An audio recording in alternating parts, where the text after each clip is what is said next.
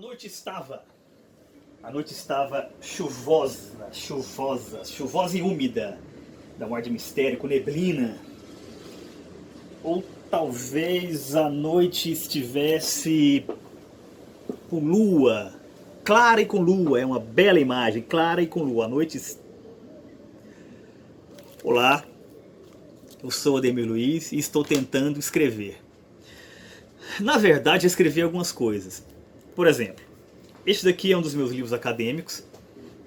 É um estudo sobre a Ordem dos Templários, sobretudo em Portugal, que era uma ordem medieval de cavalaria. Escrevi este romance, que consegue ficar em pé sozinho, já é alguma coisa. Escrevi este pequeno livro de contos, que não consegue ficar em pé sozinho. Roteirizei também este romance gráfico. Mas o assunto aqui não sou eu. Estamos aqui para termos a nossa primeira aula de escrita criativa. E é por isso que eu estou usando meu pullover. Por quê? É universalmente reconhecido que todos os professores de escrita criativa dos filmes de Hollywood usam pullover. Portanto, estou fazendo aqui a minha parte.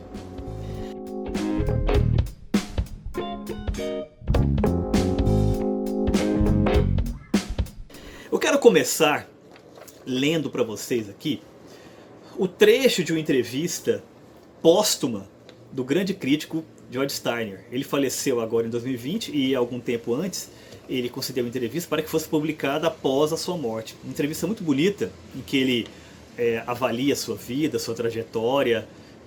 Fantástica. E tem um trecho que me parece ser muito interessante para o que nós vamos discutir aqui. A pergunta: no âmbito pessoal, que erros cometeu? Resposta de Steiner: essencialmente, deveria ter tido a coragem de me provar na literatura criativa. Quando jovem, escrevi histórias e também versos, mas não quis assumir o risco transcendente de experimentar algo novo nessa área que me apaixona. Crítico, leitor, erudito, professor, são profissões que amo profundamente, que vale a pena exercer bem. Mas é completamente diferente da grande aventura da criação, da poesia, de produzir novas formas. Portanto, o grande arrependimento que ele tem é o de não ter se arriscado na literatura, portanto, na escrita criativa. Pense nisso. Agora eu tenho uma pergunta. O que as seguintes figuras têm em comum? Napoleão, Mussolini, Goebbels e José Sarney. Quem respondeu que são políticos está próximo da verdade. Dependendo do ponto de vista, acertaram. Mas não é aí que eu quero chegar. Todas essas figuras, em algum momento da vida, quiseram ser escritores. Não conseguiram. E foram fazer algo mais fácil: tentar conquistar o mundo. Fracassaram, tiveram sucesso. As duas coisas, depende do ponto de vista. Considerando o José Sarney, é algo para se avaliar de fato. Agora, o que é fundamental quando nós pensamos que o Napoleão queria ser escritor, é pensarmos no papel que o escritor tinha há algum tempo na história.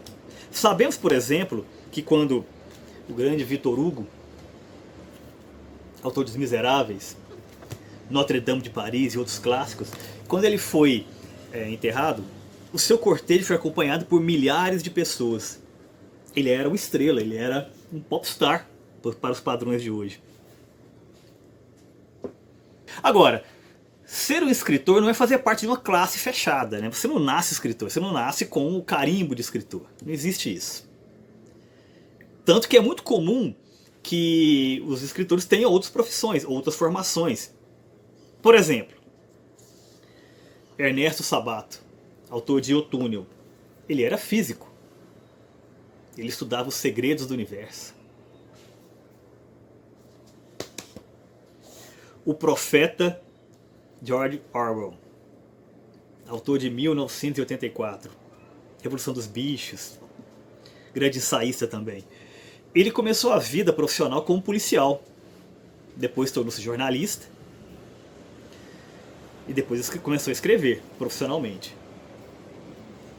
Sir Arthur Conan Doyle. Elementar, ele era médico. Não é por acaso que o Dr. Watson é médico, o colega do Sherlock Holmes. Temos muitos exemplos brasileiros também. Por exemplo, Milton Ratum, um dos maiores da atualidade. A formação inicial dele é de arquiteto. Moacir Scliar, outro médico. Tem alguns casos inusitados. O Graciliano Ramos, ele teve uma carreira política. E isso daqui é o relatório que ele escreveu quando ele era prefeito de Palmeira dos Índios. E é um relatório tão interessante, tão belo, com estilo tão rico, que acabou sendo publicado como literatura e até hoje permanece, não apenas como uma peça, digamos, de curiosidade, né, na biografia do Graciliano Ramos. Não, é uma grande peça literária de fato. Ou seja, naquele burocrata tinha um escritor. Guimarães Rosa, diplomata. Outro policial, nesse caso aqui um delegado, né? Rubem Fonseca. Escreveu sobre o que conhece. Um caso que me é próximo é o grande historiador, nascido em Goiás, goianiense, mas que viveu a maior parte da vida no Rio de Janeiro, Ciro Flammarion Cardoso. Durante décadas ele escreveu literatura e guardou ali na gaveta, como eu sei que muita gente aí faz. Nunca publicou nada em vida. O único conto que ele tem publicado, conto literário, está nesse livro que eu organizei, juntamente com Everton Freitas e Carlos Augusto Silva, que é uma antologia do conto goiano contemporâneo. Ou seja, o historiador escrevendo literatura. Só que eu sou mais desavergonhado do que o Ciro Flammarion e optei por não me segurar e publicar. Um outro caso que talvez você não saiba é o Chico Buarque. Talvez você não saiba, mas ele é músico. E um músico muito bom. Sim. O que nós podemos concluir disso? Todas essas profissões diferentes, né, em algum momento se interessaram pela escrita criativa. Ou seja, é algo que está ao alcance. É claro que você não precisa almejar tornar-se necessariamente um profissional, né? Mas o simples fato de se exprimir literariamente, se exprimir criativamente, como George Steiner levantou, já é algo rico por si só. Sobretudo porque a memória humana, ela ainda é, sobretudo, uma memória literária, uma memória escrita. O Humberto Eco, ele tem um livro muito interessante chamado A Memória Vegetal, que é este livro aqui. Neste livro, ele fala das diversas memórias que a humanidade já teve. Ele diz que a primeira foi a memória orgânica, que era a memória da oralidade, né? Das pessoas falando, conversando, contando coisas ali em volta da fogueira, tal, a cultura oral. Posteriormente surgiu o que ele chamou de memória mineral, que são por exemplo as pinturas rupestres, a escrita cuneiforme, as esculturas, as runas, e mesmo a arquitetura, pensando, né, mesmo em pirâmides e templos e tudo mais. Fazem parte dessa memória humana. A memória tornou-se, com o passar do tempo, vegetal. Onde? Nos papiros, nos livros de linho, de algodão, de cascas de árvore. Inclusive, a palavra livro, né, vem de biblos, que é exatamente essa questão da casca de árvore. E levando um pouquinho mais adiante, houve esse retorno para a memória mineral. Por quê? Porque o chip, né, o material base ali dos computadores, é feito de silício, que é também um mineral, né? O famoso Vale do Silício, né, está aí para não nos deixar mentir. Ou seja, escrevendo com a caneta ou com o computador, né, você está nesse mesmo universo. E que é um universo que se interconecta. O próprio Humberto Eco diz que todo livro fala sobre livros. Vamos fazer um pequeno exercício aqui.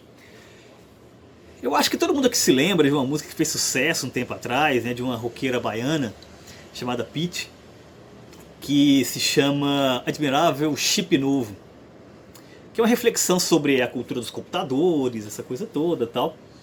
Essa música, ela é uma referência direta ao Admirável Gado Novo, popularizada pelo grande Zé Ramalho, né, que por sua vez tira o seu título do romance Admirável Mundo Novo, do Aldous Huxley.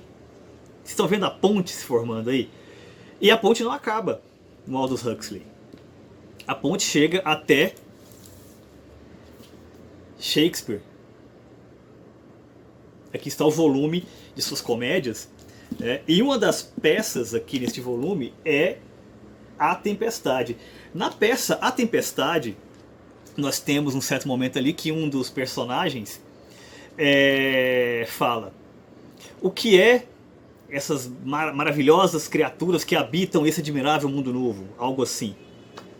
Dessa fala veio o título e todo o conceito que inspirou o Aldous Huxley na concepção do seu Admirável Mundo Novo. E que foi caminhando até chegar nessa música brasileira, contemporânea, falando sobre a cultura do silício, a cultura dos computadores. Então, portanto, essa memória, está provada, ela é cíclica e se interconecta. Eu diria até rizomática.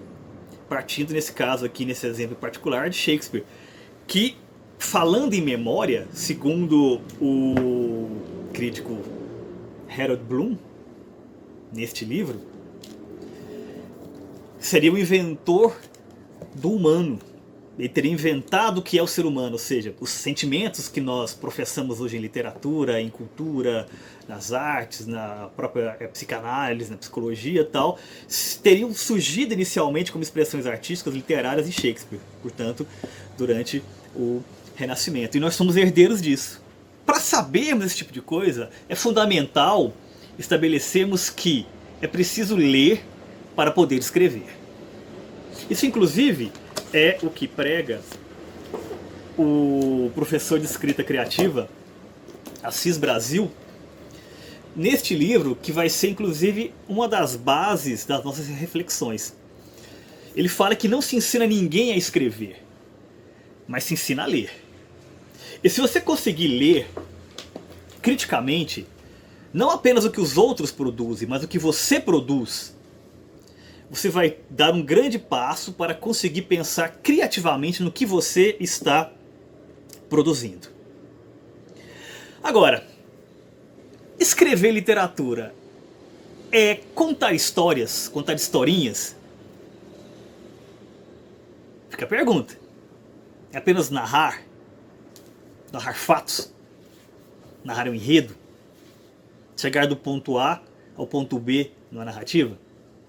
Tempo para pensar. Certamente não. Se a resposta fosse sim, não haveria esse mistério todo. É óbvio. Literatura é, sobretudo, trabalhar esteticamente a linguagem. Em termos gerais, tudo que está escrito seria literatura. Por exemplo, você vai no médico, né, com um problema de saúde e ele vai pesquisar livros, arquivos sobre medicina, vai dizer olha, na literatura médica não existe registro sobre isso. Ou então, na literatura médica indica que você está com problema tal. Percebem? Mesmo na literatura jurídica. Agora, não é disso que nós estamos falando. Nós estamos falando de você trabalhar a narrativa, a linguagem, a imaginação a partir de critérios estéticos. Vamos pensar o que é literatura e escrita criativa a partir desse elemento. Tá? É possível definir o que é escrever criativamente? O que é escrita criativa? Olha, eu acho que, seguindo um pouco o Assis Brasil, ensinar alguém a ser escritor é praticamente impossível. Vai depender de talento, vai depender de vontade, vai depender de persistência. Agora, obviamente, você consegue ensinar um método, ou métodos. Não é à toa que, por exemplo, hoje em dia se fala de computadores escrevendo música, por exemplo. Ou mesmo narrativas. O que se tem ali é uma programação com uma lógica, né? Você consegue ensinar essa lógica. Agora, se você conseguir usar essa lógica, esse caminho das pedras para produzir criativamente, porque o que diferencia o humano, né, dessa produção de máquinas, né, que podem ser eventualmente viabilizadas, é exatamente o elemento criativo. Isso as máquinas nunca terão. E isso todo ser humano, em princípio, é capaz de produzir. É claro que você ser uma grande mente criativa é uma outra coisa, um outro passo. Não estamos falando aqui da ideia de gênio, nada disso. Nós estamos falando aqui da ideia de você se mostrar, de você se arriscar na criatividade. Pode ser muito enriquecedor para você, independentemente dos seus objetivos. Tá? Ou seja, neste curso aqui nós vamos tentar dar para vocês algumas ferramentas, alguns caminhos a serem percorridos. E quais vão ser os nossos passos? Estou aqui com a lista, né, das aulas, serão 10 no total. Hoje nós vamos fazer essa apresentação geral do que nós estamos pensando em realizar. E a segunda aula vamos falar da angústia da influência. O que é isso?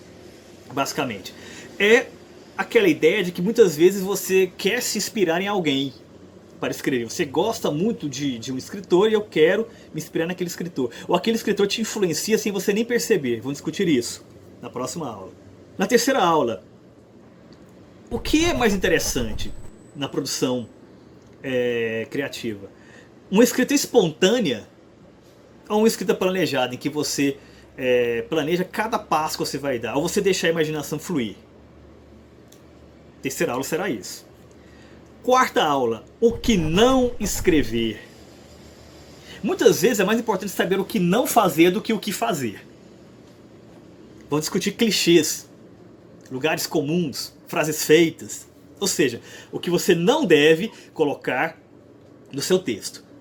Não importa que texto seja esse. Quinta aula, vamos discutir o romance. Um pouquinho da história do romance, né?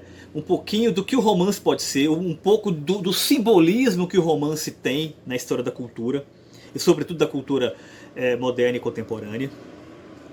Essa questão da voz polifônica que o romance tem. Sexta aula, contos. A narrativa curta, em suas variações, o conto, o microconto, o nanoconto. Sobretudo na era da internet, se você quer se comunicar na internet, é interessante você pensar em textos concisos. Então, a ideia do conto, do microconto, pode ser um caminho interessante. 7. Personagens. É claro que a narrativa ela vai contar a história de alguém, ou pelo menos de algo. Você pode até transformar um objeto em um personagem, né? Agora, como pensar nesses personagens? Como fazer a composição desses personagens, né? Discutir a ideia de personagem redondo ou personagem plano. Oitava aula, enredo e estrutura. Como você pode organizar o seu enredo, como você pode organizar a sua estrutura narrativa. Pode ser mais complexa, pode ser mais direta, né? A ideia do ciclo do herói, né, que é a narrativa talvez a mais clássica, né, que está desde o início da humanidade estabelecida. Então, o que as novas formas contemporâneas levam, até onde nós podemos chegar, né, nessa questão do enredo e estrutura. 9. Pensarmos tempo e espaço narrativo.